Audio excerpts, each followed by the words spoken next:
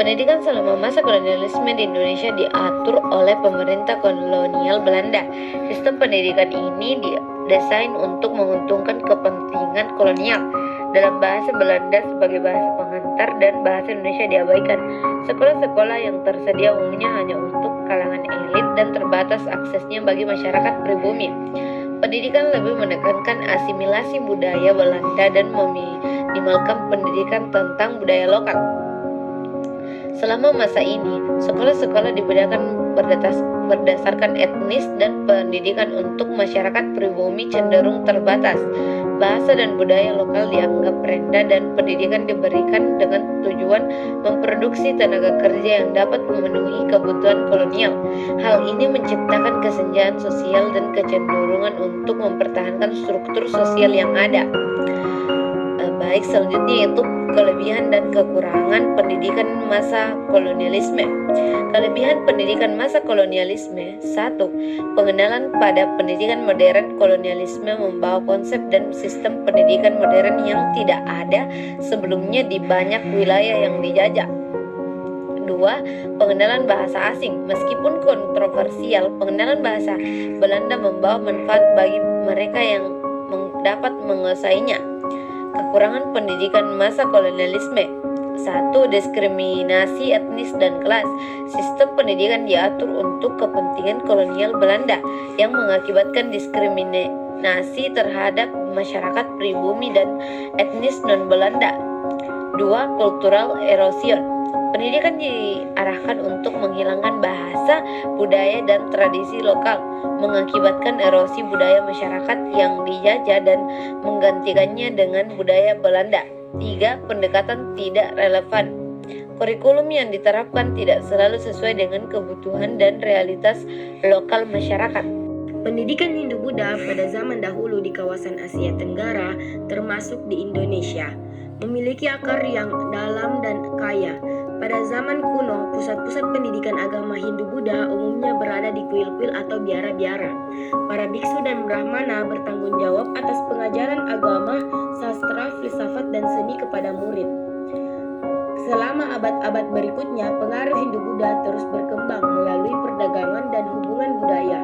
Pendidikan agama Hindu-Buddha dipraktikkan di kerajaan-kerajaan Hindu-Buddha, seperti Majapahit di Indonesia. Di sana sistem pendidikan melibatkan pembelajaran sastra klasik, Sanskerta, filsafat, dan seni serta pelajaran tentang etika dan moral. Namun, seiring masuknya agama Islam ke kawasan ini pada abad pertengahan, pengaruh Hindu-Buddha mulai menurun. Meskipun demikian, praktik-praktik keagamaan Hindu-Buddha terus bertahan dan berkembang di masyarakat, terutama di Bali, di mana tradisi-tradisi Hindu-Buddha masih sangat kuat. Saat ini, pendidikan Hindu-Buddha dapat ditemukan di sekolah-sekolah khusus agama, pusat kebudayaan, dan lembaga-lembaga akademik.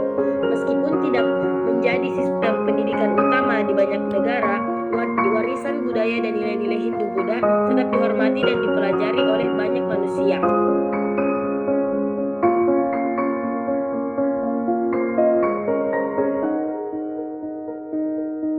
Baiklah, pembahasan selanjutnya yakni pendidikan pada masa reformasi.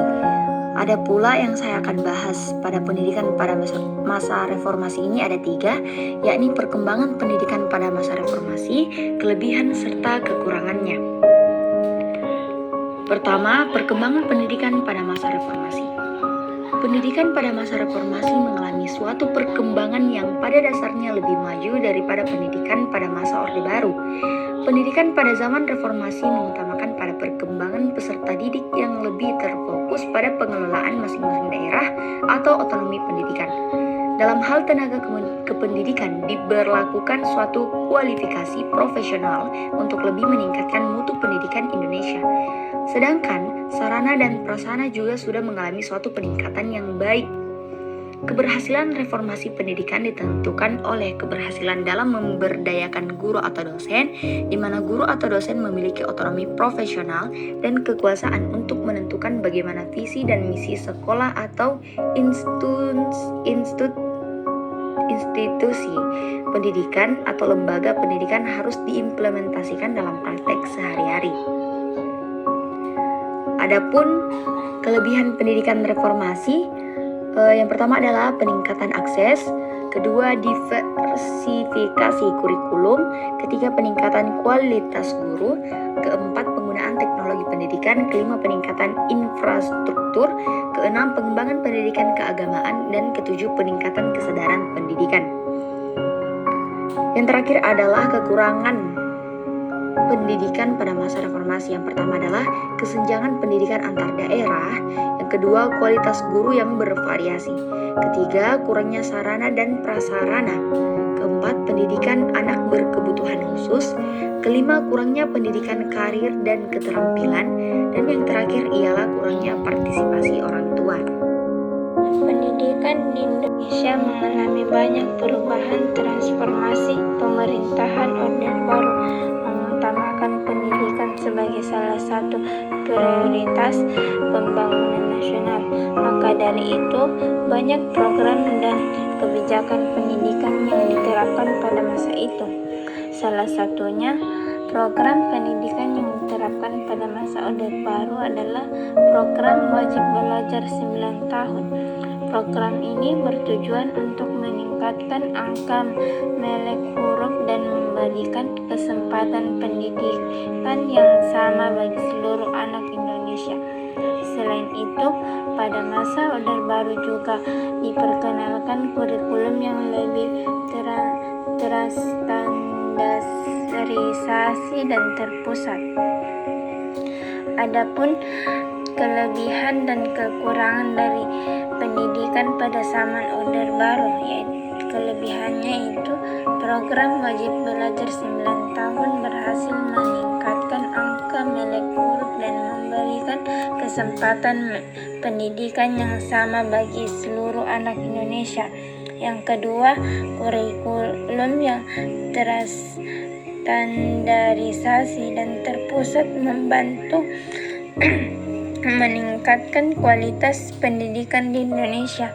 Yang ketiga, pemerintahan Orde Baru mengalokasikan anggaran yang besar untuk pendidikan sehingga memungkinkan pembangunan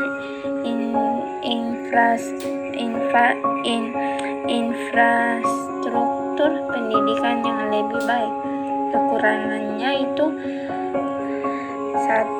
Pendidikan terlalu terpusat pada aspek akademik dan kurang memperhatikan aspek kreativitas dan pengembangan karakter siswa. Yang kedua, ada kritik terhadap kurangnya akses pendidikan yang merata bagi seluruh masyarakat Indonesia. Yang ketiga, pendidikan pada masa Orde Baru juga dikritik karena cenderung mengarah pada indoktrinasi politik yang menguntungkan pemerintah sehingga kurang mengembangkan kritisme dan pemikiran kritis pada siswa. Selanjutnya yaitu pendidikan pada masa Orde Lama. Pendidikan masa Orde Lama, di mana pendidikan masa itu dimulai dari periode 1945 sampai 1950 dan periode 1950 sampai 1966.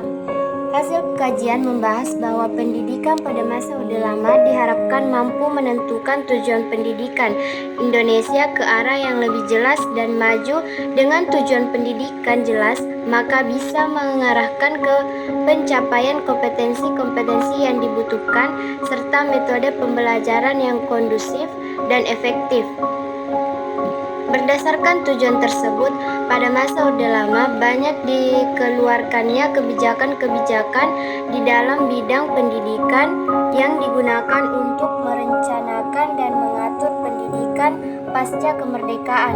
Pendidikan Indonesia berlandaskan pada Pancasila dan Undang-Undang Dasar 1945. Salah satunya terdapat pada pasal 31 Undang-Undang Dasar 1945 telah mengatur mengenai sistem pendidikan nasional.